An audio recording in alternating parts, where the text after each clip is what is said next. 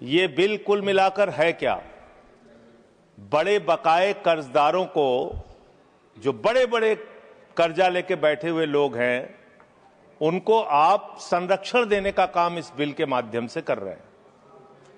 और मैं इसको इस रूप में भी कहूंगा कि बैंकों में आम आदमी का पैसा जमा है, मान्यवर, किसान का, मजदूर का, कर्मचारी का लाखों करोड़ रुपए जमा रहता है।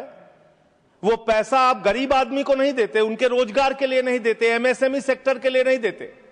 वो पैसा उठा के आप अपने चंद पूंजीपति मित्रों को दे देते हैं, जिन मित्रों से आप पीछे से चंदा लेते हैं और धंधा देते हैं, उन मित्रों को आप पैसा दे देते हैं। और जब वो मित्र आपके डूब जाते हैं तो आप उनको बचाने के लिए ये बिल लेके आते हैं। तो कुल मिलाकर बैंक डकैती को लीगलाइज करने का ये बिल है। बैंकों पर जो डकैती हो रही है आपके दोस्तों के द्वारा, आपके मित्रों के द्वारा, उसको लीगलाइज करने का काम इस बिल के माध्यम से आप कर रहे हैं। आपका ध्यान इस देश की अर्थव्यवस्था को ठीक करने के लिए नहीं है, मान्यवर। मैंने पूरी डिबेट सुनी लोकसभा की, खाली एक चीज बताई जा रही है, ये लोन पहले का है, ये लोन पहले का है, ये लोन पहले का है। लेकिन मैं आपसे पूछना चाहता हूं, जब आपकी सरकार बनी तो आप तो कह रहे थे हमारी 56 छुरी वाली सरकार है, हम एक एक आदमी से डंडा मार मार के वसूली करेंगे, सबसे पैसा लेंगे, कोई भागने नहीं पाएगा। लेकिन आपके राज में, मोदी जी के राज में 9,000 करोड़ रुपए लेके विजय माल्या भाग गया, 20,000 करोड़ रुपए के लेके नीरव मोदी, मेहुल चौकसी भाग गया, 6,000 करोड़ रुपए लेके नितिन संदेशरा भाग गया, 2,500 करोड़ रुपए लेके ललित मोदी भाग गया। ये बड़े बड़े जो हजारों करोड़ रुपए के लुटेरे थे, हिंदुस्तान से भगाया किसने इनको? आपने भगाया, ये गुनाह आपने किया। इसलिए आपको देश की अर्थव्यवस्था को ठीक करने का आपकी मंशा नहीं है। आपकी जो 56 छुरी वाली सरकार थी, उन्होंने तो इन लोगों को भगाने का काम किया, इन लोगों को निकालने का काम किया, सेफ पैसेज देने का काम किया। देश की जनता लूटी गई, बैंकों को आपने खाली करने का काम किया। और ऑथेंटिकेट करते हुए मैं आपको बताऊंगा, मान्यवर, ये आपका लोकसभा में दिया गया सरकार का उत्तर है, मेरे घर पे नहीं बना। इसमें आप लोगों ने साफ तौर पे बताया है कि आपने करीब करीब 70% कर्जा 5,44,000 करोड़ में से मात्र 1,60,000 करोड़ रुपए आपने कर्जा वसूला और बाकी सब का सब आपने माफ कर दिया।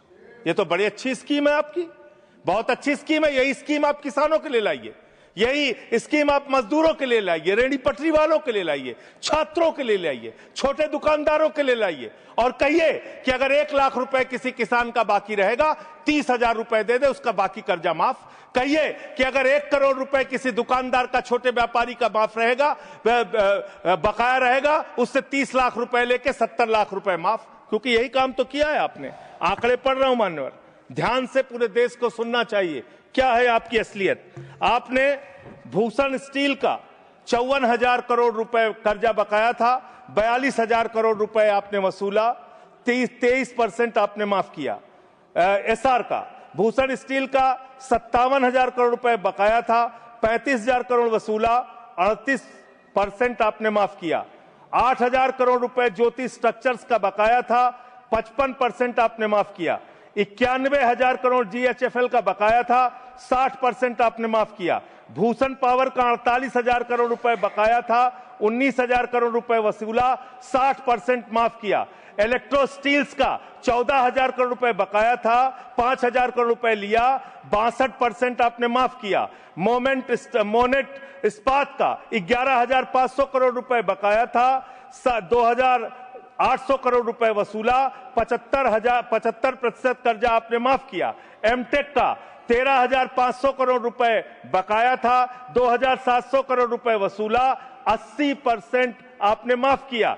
आलोक इंडस्ट्रीज का 30,000 करोड़ रुपए बकाया था, 5,000 करोड़ रुपए वसूला, 83% आपने माफ किया। लैंको इंफ्रा का 47,000 करोड़ रुपए बकाया था, 5,300 करोड़ रुपए आपने वसूला, 88% कर्जा आपने माफ किया। वीडियोकॉन का 46,000 करोड़ रुपए बकाया था, 2,900 करोड़ रुपए वसूला, 94% कर्जा आपने माफ किया। एबीसी शिपयार्ड का 22,000 करोड़ रुपए बकाया था, 12,000 करोड़ रुपए वसूला, 95% आपने माफ किया।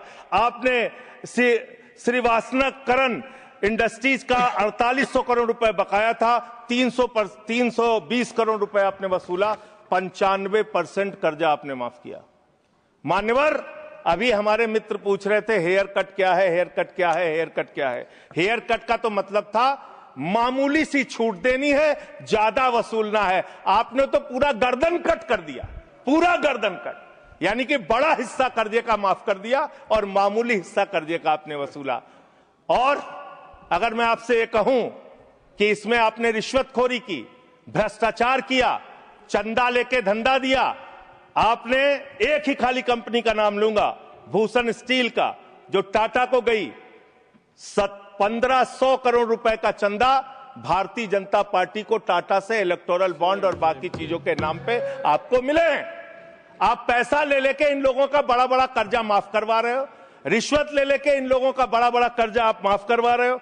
आपका ध्यान देश की अर्थव्यवस्था ठीक करने में नहीं है, पूंजीपतियों को खाली हर तरह से फायदा पहुंचाने में है। एक गाना था मान्यवर, तू जहां जहां चलेगा मेरा साया साथ होगा। मोदी जी की हालत यही है। मोदी जी गाना बनाए हैं, मैं जहां जहां चलूंगा अडानी का ठेका साथ होगा। ये क्या है? ये क्या है? बांग्लादेश की यात्रा किया 2015 में, अडानी को ठेका मिल गया। श्रीलंका की यात्रा की 2021 में, अडानी को वहां ठेका मिल गया। तंजानिया की यात्रा की 2023 में, अडानी को वहां ठेका मिल गया। केन्या की यात्रा की 2023 में, अडानी को वहां ठेका मिल गया। नेपाल की यात्रा की 2023 में, अडानी को वहां ठेका मिल गया। मलेशिया में 2017 में यात्रा की, अडानी को वहां ठेका मिल गया। 2018 में सिंगापुर की यात्रा की, अडानी को वहां ठेका मिल गया। सर दिखाई नहीं पड़ रहा हूं मैं सर, अडानी को वहां ठेका मिल गया। वियतनाम की यात्रा की 2024 में, अडानी को वहां ठेका मिल गया। इजराइल की यात्रा की 2017 में, अडानी को वहां ठेका मिल गया। तू जहां जहां चलेगा मेरा साया साथ।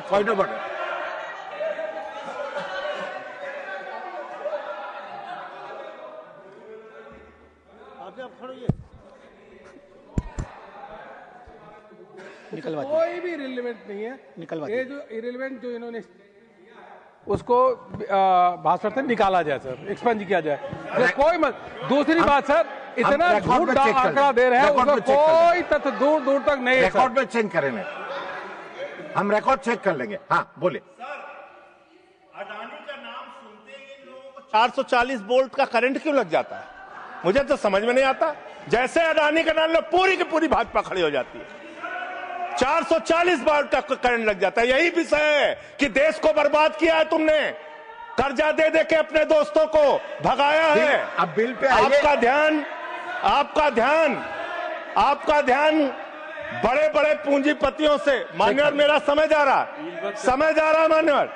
मान्यवर मेरा समय जा रहा है, मुझे बोलने दीजिए। मान्यवर आपका दिमाग, हम चेक कर लेंगे। आपका दिमाग बड़े बकायेदारों से कर्ज वसूलने में नहीं है। अगर होता तो ये हजारों करोड़ के जो बकायेदार हैं, इनके पासपोर्ट जब्त करो ना। संजय सिंह के तो पासपोर्ट आपने जब्त किए हैं, एक एक सांसद के पासपोर्ट आपने जब्त किए हैं। इन डकैतों के पासपोर्ट क्यों नहीं जब्त किया आपने? इन डकैतों के पासपोर्ट क्यों नहीं जब्त किया आपने? नहीं जब्त किए। आपका दिमाग क्या है? यूट्यूबर पकड़ना है, न्यूज वाले को पकड़ना है, 4 PM संजय शर्मा का बंद करना है, राजीव निगम का फेसबुक बंद करना है, मुकेश मोहन पे मुकदमा करना है। खाली आपको अपने विरोधियों का गला घोटने के अलावा दिन रात कोई काम नहीं है। खाली आपको अपने चंद पूंजीपतियों को फायदा पहुंचाना है। देश की जनता भाड़ में जाए, कोई मतलब नहीं आपको। नोटबंदी करके आपने देश की अर्थव्यवस्था को बर्बाद किया। आपने एक अपने पूंजीपति दोस्त को हिंदुस्तान की सारी संपत्ति देके देश को बर्बाद किया। आप सिर्फ देश को लूटने वाले लोग हो। आप देश को लूटने का और भ्रष्टाचार करने का और उनसे चंदा लेकर धंधा देने का काम कर रहे हैं। मान्यवर, इस बिल का मैं पूरी तरीके से विरोध करता हूं। अंतिम बात कहकर खत्म करूंगा। मान्यवर, NCLT की बड़ी चर्चा हुई। एनसीएलटी में मान्यवर आप समाप्त 30, कीजिए। बस खत्म कर रहा हूं, सबको आपने ज्यादा टाइम दिया, मुझे भी एक आध मिनट दे दीजिए सर।